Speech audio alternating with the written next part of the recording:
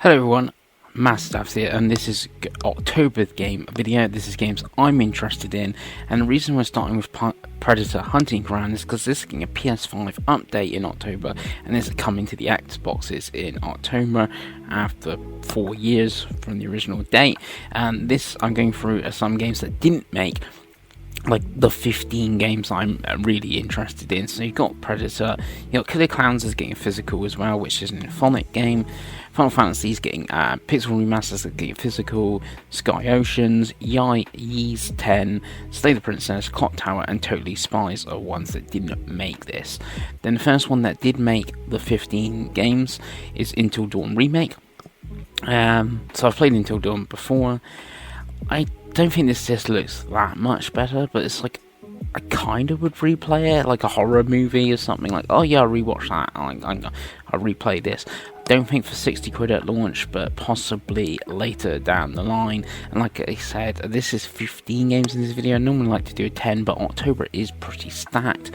And then the next one is another horror game. This is a remake, though. Well, I guess Until Dawn's a remake, being in the new engine. It's Silent Hill 2.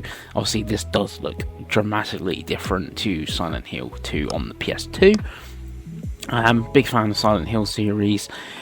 In the trailers, like states of plays and stuff, this looks dodgy, but when it's had its own stuff, like the transmission, where it's 20 minutes of footage, it looked really good.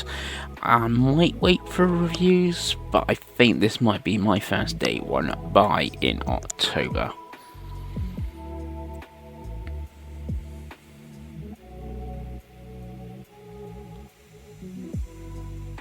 Next one, and like this would be a day one as well, is Metaphor Revantasio from like the Persona team. Atlas, new IP. It's put me off playing my Persona 3 Reload, knowing this is coming, and it's like this new game and fantasy setting and stuff. It's really good. It's definitely so this is definitely one I'm checking out right away.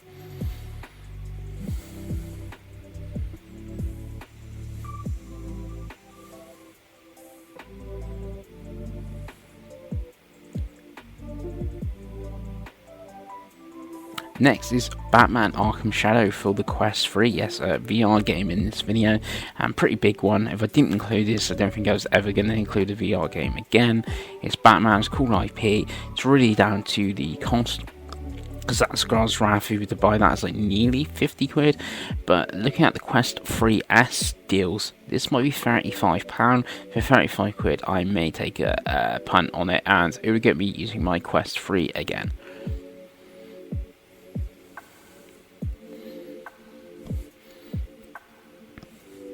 Keeping with comic books and licensed IP, you have Teenage Mutant Ninja Turtles Mutant Unleashed. This will be the third Turtle game this year. This one looks like it's going to be the best of the bunch. It looks really good, and it's a bit of a budget title. I think the physical is like 35 quid for the standard version. There's two like special editions as well. I think one comes with like a big like van and stuff. But yeah, it looks really cool. Kind of see what it do. Talking of budget titles, even though it's like 45 quid, it's like a double A sort of game in Unknown Awakening. Pretty bad name though. I get sort of like Banishers vibes. That was from early this year. It's like good ideas, maybe a bad name and stuff like that. But yeah, and we got obviously the woman from Witcher as like the main playable character. So yeah, it's one I definitely want to keep an eye on, see how it reviews. If it gets like 7s, 8s, one I may check out.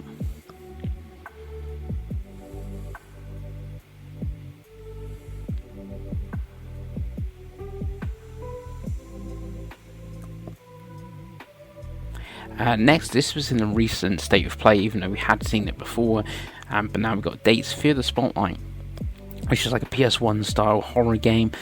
We also had Crow Country this year, which I haven't played, so that might be a better one to check out. I don't know, but I have got my eye on this, and you know, it's October, month for spooky games.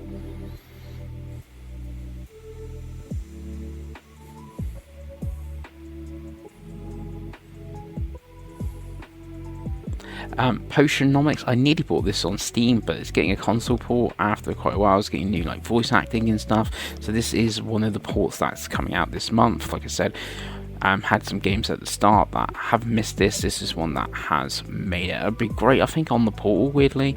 So for that, and next we got Date Everything.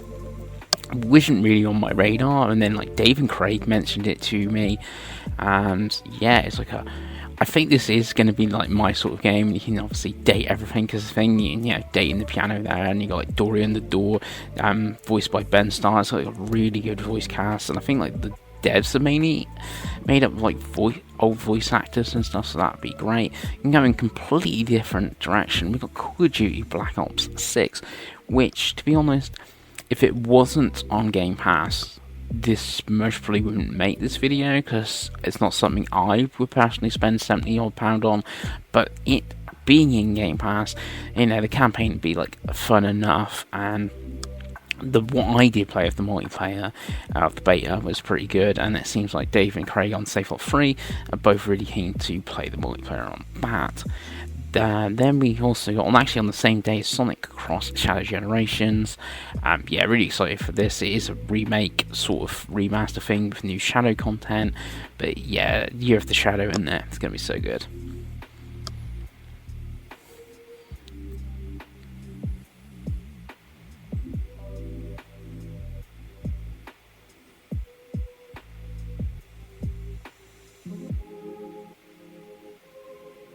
Next we got Life is Strange Double Exposure, which is one of my most anticipated games left of this year. Big Life is Strange fan, so really excited for this one. It's $29 for the standard version, and that's where I get it. There is an early access version where you can play Chapter 1 and Chapter 2, and it's got some cat DLC. It's like 80 quid. Much of like the series, I'm not spending 80 quid on the digital release. Hopefully you can just buy the cat DLC or something when the standard version of the game comes out. Then we got Dragon Age Veilguard, which is the 31st of October.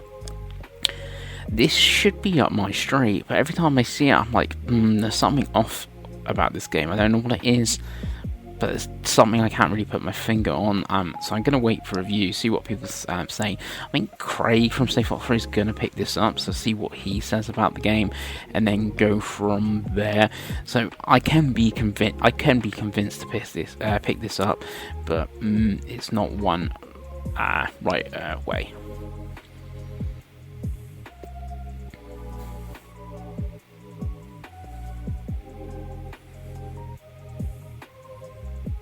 Then we got another one from State of Play recently. It's Horizon Zero Dawn Remaster. Bit of a weird one this, because we got the Lego game coming in November, which I think tells the story of the first game, so I'm way more keen of that being a whole new game. And also this, you know, the new visual stuff on that. I think the PlayStation Pro, like, if I'm going to replay this game, I'll play the Pro play it on Pro. I don't have a Pro yet, don't really plan to have a Pro. But, well, this comes out before the Pro, but you know what I mean. But definitely would go back to replay it. Like, I've not played Frozen Wilds for £10, you know, upgrade might as well. And then the last one is Shadow of the Damned Hella Remastered, which kind of reminds me of Lollipop Chainsaw last month. Good to see it back. Bit of a niche title. Yeah, it's cool that it's back, and I think it's 20 quid as well, so it's not too bad. So that's all I've been looking forward to in October. What about you? What are you looking forward to in October?